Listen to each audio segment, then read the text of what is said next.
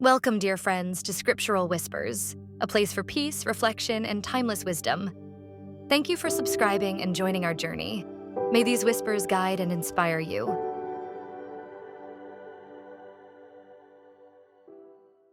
Ever tried to dodge a responsibility you knew you had to face?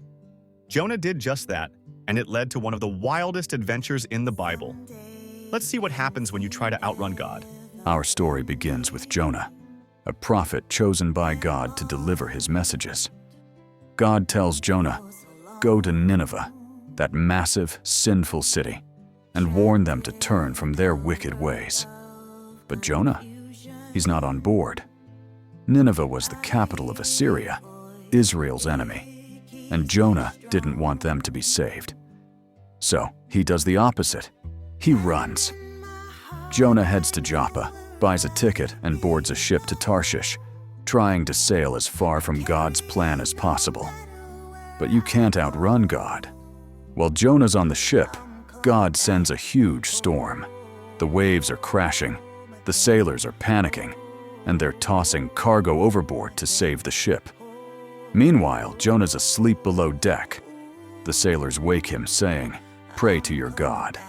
They cast lots, and it points to Jonah as the cause of the storm. Jonah admits, "I'm running from God. Throw me into the sea, and the storm will stop." Reluctantly, the sailors do it, and the sea calms. But instead of drowning, Jonah is swallowed by a massive fish, often called a whale. For 3 days and 3 nights, he's stuck inside its belly. Talk about a divine timeout. Inside the fish, Jonah prays, thanking God for his mercy and promising to obey. God hears him and commands the fish to spit Jonah out onto dry land. Jonah gets a second chance. This time, he goes to Nineveh and preaches, 40 days, and Nineveh will be destroyed unless you repent. To his surprise, the entire city, from the king to the people, repents, fasts, and turns to God. Because of this, God spares Nineveh. But Jonah, he's not happy. He's angry that God showed mercy to Nineveh. He sulks outside the city, and God sends a plant to shade him, then a worm to destroy it. Through this, God teaches Jonah, "You cared about a plant, but not the thousands of people in Nineveh. I created them, and my mercy is for everyone." First, let's talk about running from God, or from responsibility. In 2025, we're bombarded with distractions, social media, endless notifications, and the pressure to keep up. Like Jonah, we sometimes avoid what we're called to do, whether it's helping someone in need, standing up for what's right, or facing a tough personal challenge. Maybe you felt that nudge to volunteer, forgive someone, or make a change, but you've put it off. Jonah shows us that running only leads to chaos, like that storm at sea. But God is patient, offering us a way back. Second, Jonah's story is about second chances. After being swallowed by the fish, Jonah repents, and God gives him another shot.